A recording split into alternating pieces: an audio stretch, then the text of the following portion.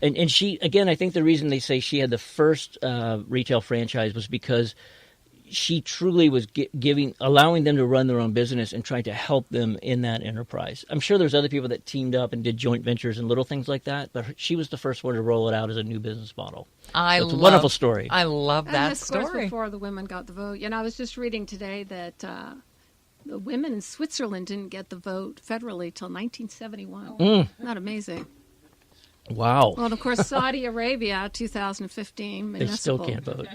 Well, no, they have municipal rights now. Oh, wow. We've come a long way, but there's still a long way to go.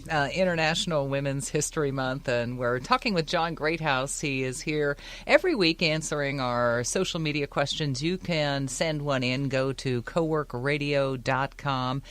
John, you are listening, by the way, to KZSB 1290 AM, and we will see you next week. All right, I'll be here. Thanks.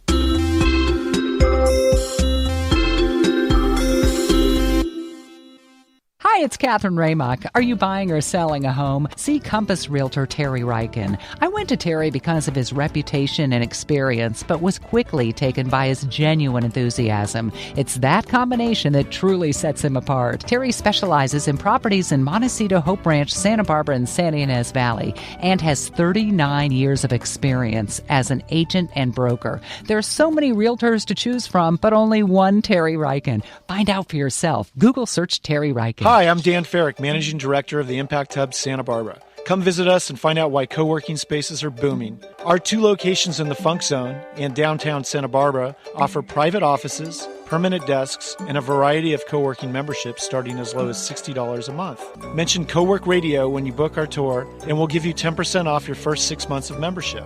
Join a community where you can live and work smart. Go to impacthubsb.com or call 284-0078 to find out more.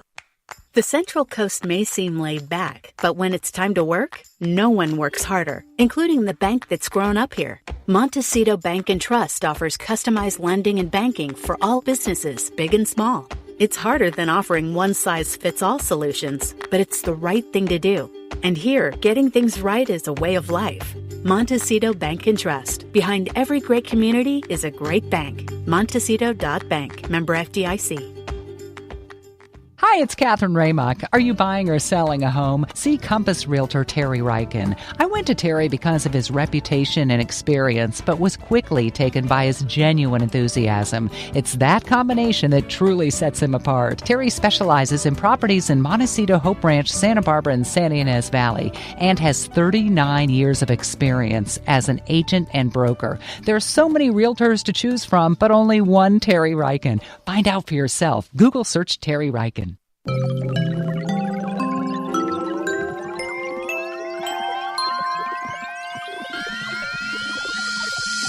Welcome to Co-Work Radio. I'm Jane Walker-Wood. And I'm Catherine Raymock. And we are here with Paul Fiorilla, Director of Research at Yardi Systems, and he has authored a fascinating report called Shared Space 2018, and it's about the current state of co-working. Now, Paul works at Yardi on the company's new Matrix data system, which collects property and loan data on multi-family properties in nearly 90 markets nationwide. Now, Paul, if you can hear us, could you tell us a few of the highlights of the study and how you did it?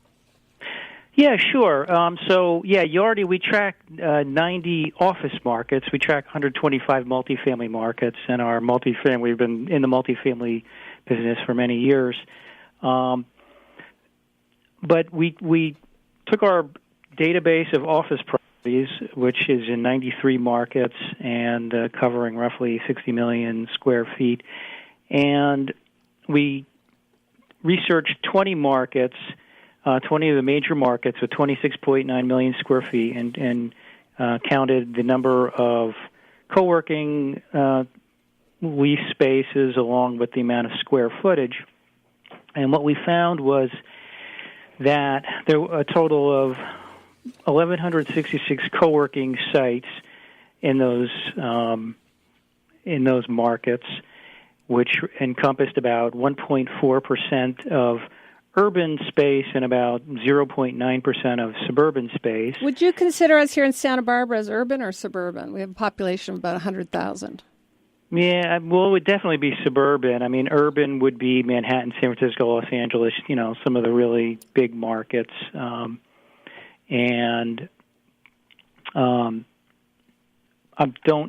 not sure if Santa Barbara made even our study, but I was just looking at the top one. So Manhattan is obviously your highest percentage so our of study, co-working in spaces. terms of the markets with the most square footage of co-working space, Manhattan was by far the biggest with 7.7 But that was million square WeWork feet. was kind of swerving that outlook because they were so popular there, right? Right, and WeWork is the main. WeWork just by itself rents several million square feet of space in Manhattan, and they're growing pretty quickly.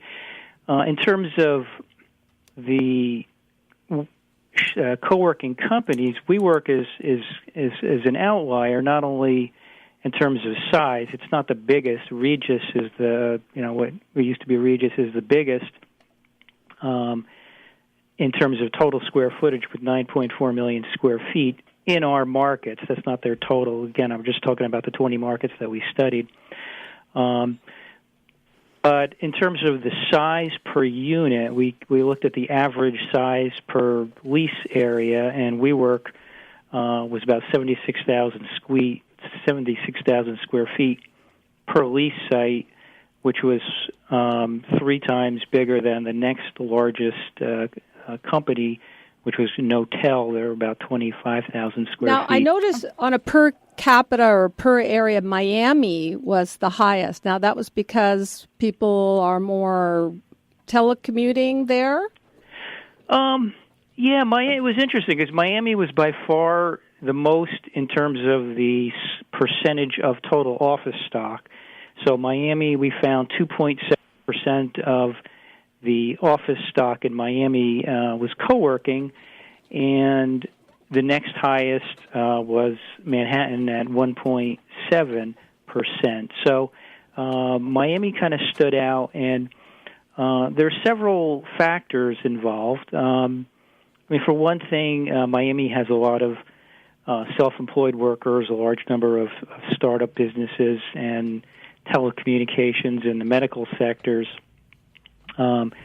Miami also has a lot of small import-export businesses related to trade, mostly with Latin America, the kind of operations that produce demand for kind of flexible office spaces that we see in co-working. Hey, Paul, I see that one of the things that you came up with was, and I think this is interesting, just in a broader sense of the report itself, that commercial real estate always reflects tech and social changes around the globe. So what did you come up with? Why what's the why behind the co-working trend and although albeit very small right now, growing trend? What did you come up with there?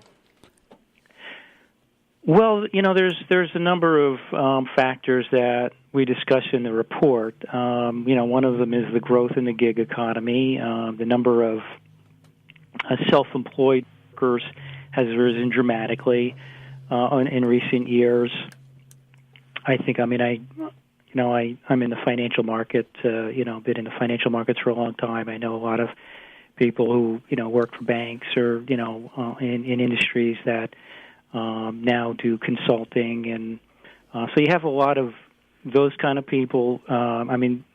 The gig economy, you're not going to see Uber drivers renting co-work space, but people who are in sort of the technological and, information and consulting relating fields. We have, the number of entrepreneurial companies are that. Again, it's kind of in a growth industry over the last 10, 20 years. Are you seeing a top-off at 2 or 3% in urban areas and 1% in suburban areas, or is there still a lot of room to grow? That's actually a good question. I think there's room to grow. As we see these trends, and probably the biggest trend that we see in terms of the growth area would be large corporations. So, and that's kind of an area that WeWork is focused on. So you have companies, big companies that have, thousands, tens of thousands of workers. Instead of having everybody in one big building, they want to have flexibility so that employees could be either working remotely or maybe connected to areas where their clients are so that they can service their clients better. Did you notice any correlations between offerings of these co-working spaces, such as events, and the success of the co-working space, or is it just people want the space? Added perks. Or did you look at that? Did you look at the member perks? No, we really didn't. We really didn't study the occupancy rate based on the types of perks. Obviously that's an important factor in terms of attracting workers, and especially again you go into places where young workers and small companies want to be in an environment that's kind of fun. I have people who work at some of the New York City WeWork and other co-working spaces, and there's always beer on tap, and then some days of the week they have a farmer's market come in and do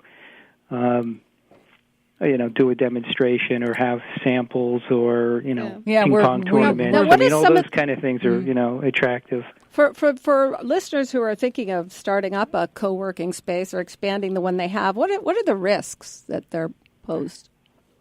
Well, to me, the biggest risk, I think there's two major risks. The biggest one is the state of the economy. The nature of co-working is that the leases tend to be shorter term. That's why you have small tenants, which are most vulnerable to sort of downturns. And then you have, larger companies. If they, rent space, they would do it to be more flexible. So instead of doing a 5-10 year lease of a big office building, they can spread out some of their space and do shorter term leases that gives them flexibility. Now that flexibility also is a risk in that, if the economy turns, it might be difficult to maintain the same tenant base that we're experiencing now as, employment is at really high levels.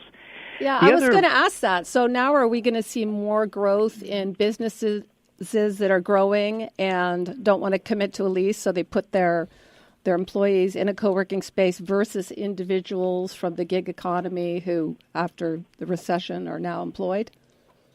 Yeah, and that's been, one of the major driving factors of the growth in the industry. And like I said, that's also a risk because, it's when a company needs to, tighten its belt during a downturn, that's the first thing that can get cut. And the other big risk to me is just that it's easy. The barrier of entry to opening a co-work site is fairly small. Now there's a lot of small players. Again, WeWork is kind of unique, and Regis has been in the business for many years.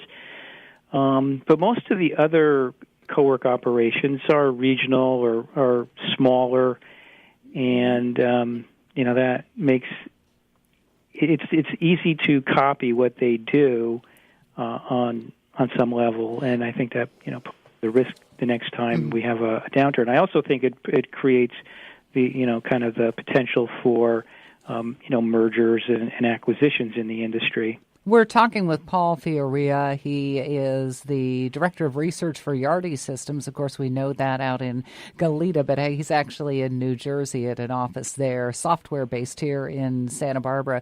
Real quickly, because we have to wrap up the interview, but your prediction for the co-working business over the next decade would be what? Well, my prediction would be, I think it's a trend that will endure just because it provides a service that is necessary, and it provides the type of environment that modern workers are there's demand for. I do think, though, that there will be some pain, the next